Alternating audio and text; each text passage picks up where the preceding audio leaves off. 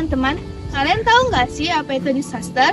Disaster atau bencana adalah suatu kejadian yang secara tiba-tiba dan tidak dapat diprediksi, serta memiliki dampak yang sangat merusak.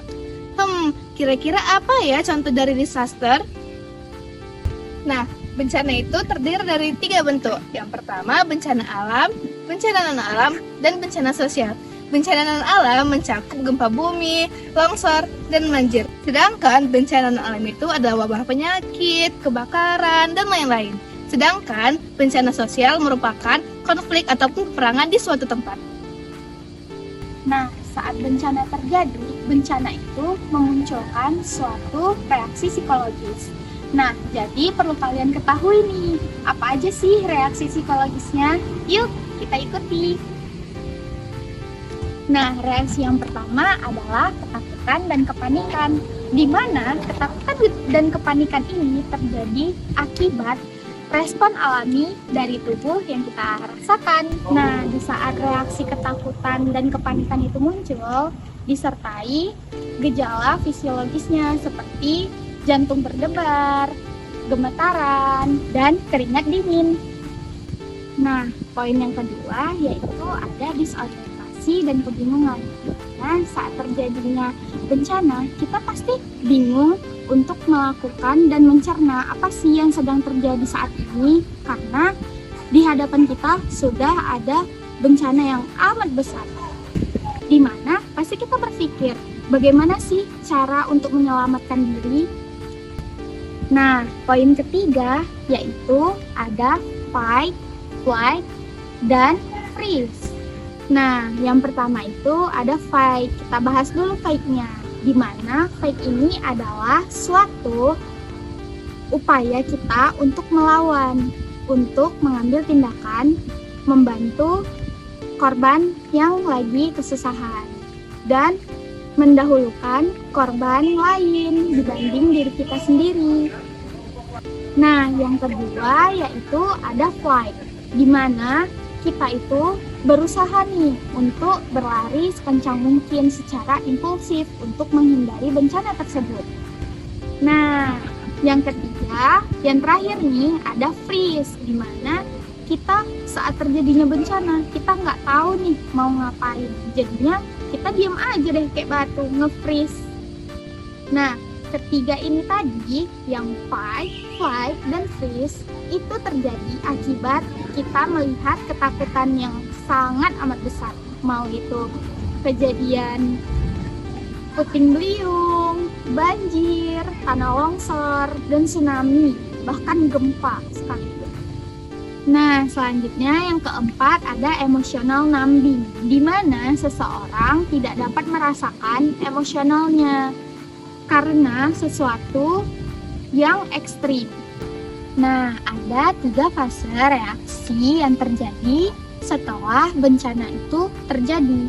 Yang pertama yaitu ada fase akut, di mana fase akut ini terjadi selama berhari-hari hingga 1 minggu pertama setelah bencana itu terjadi. Nah, di fase akut ini ada 3 reaksi yang dimunculkan, yaitu reaksi yang pertama, reaksi shock dan denial, di mana reaksi ini muncul akibat keterkejutan yang intens diikuti penolakan kenyataan yang sedang dialaminya, mana seorang korban merasa bingung dan sulit menerima keadaan yang sedang dialaminya sekarang ini. Jadi dia menolak untuk mengingat kejadian yang sekarang ini.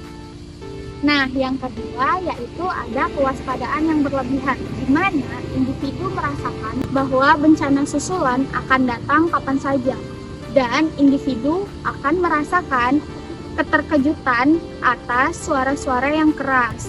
Lalu, individu takut dengan getaran-getaran walaupun kecil dan situasi-situasi yang mendadak. Yang ketiga yaitu ada duka dan kesedihan, di mana duka dan kesedihan ini merupakan sebuah reaksi emosional yang terjadi akibat disaster, di mana individu akan merasakan kesedihan yang mendalam akibat terjadinya bencana, dan individu nggak mood melakukan aktivitasnya sehari-hari. Baik, selanjutnya ada fase menengah, karena pada fase menengah ini berkisaran rentang waktu minggu hingga bulan. Nah, apa sih reaksi seperti apa yang akan timbul pada individu yang mengalami pada fase ini? Yang pertama, individu akan mengalami gangguan stres akut, di mana pada gangguan stres akut kemungkinan individu akan mengalami kilas balik terkait atau mimpi buruk terkait bencana yang telah terjadi sebelumnya. Kemudian individu akan kurang berkonsentrasi dan individu tersebut akan mengalami adanya perasaan tidak aman, gelisah maupun mudah tersinggung. Nah, berikutnya reaksi psikologis yang timbul pada individu tersebut berupa adanya rasa bersalah. Nah, kenapa dibilang rasa bersalah? Individu berpikir bahwasanya dia selamat, kenapa orang lain tidak? Dan kemudian individu akan menarik dirinya terhadap orang di sekitarnya dan adanya berkurangnya untuk bergabung terhadap kegiatan sosial. Nah, terakhir itu reaksi akan timbul terhadap individu tersebut berupa adanya stres ringan hingga sedang. Nah, di mana individu tersebut akan kurang motivasi terkait masa depan dan adanya pikiran negatif terhadap masa depan mereka. Oke, yang terakhir itu ada fase jangka panjang. Nah, pada fase jangka panjang ini berkisaran dengan waktu bulan hingga tahunan. Nah, pada fase jangka panjang ini reaksi psikologis yang seperti apa sih yang akan timbul? Yang pertama itu kemungkinan adanya gangguan stres pasca trauma atau biasa kita dengar dengan PTSD. Nah, dalam PTSD ini simptom-simptom atau reaksi seperti apa sih yang akan timbul pada diri individu tersebut?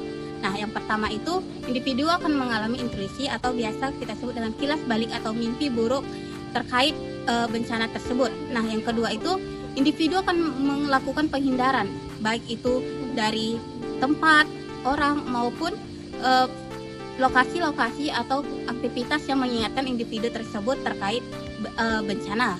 Yang ketiga, individu akan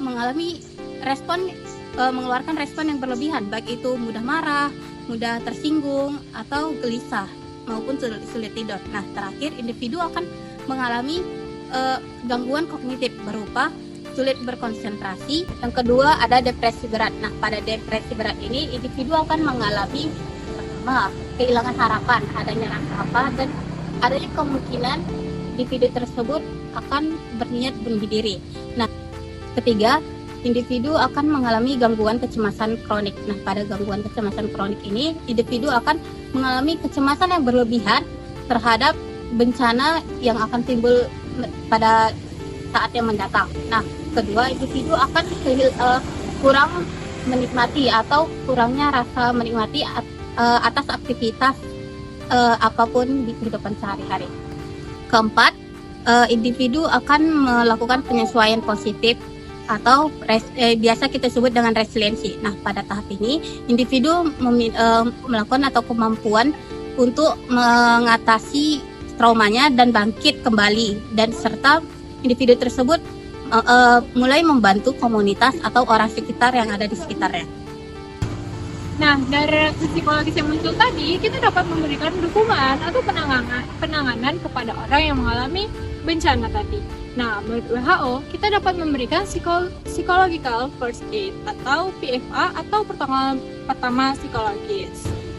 Apa sih itu psychological first aid? Nah, menurut WHO, psychological first aid merupakan bantuan atau dukungan psikologis yang diberikan secara langsung saat terjadinya bencana. Nah, tujuannya itu apa ya?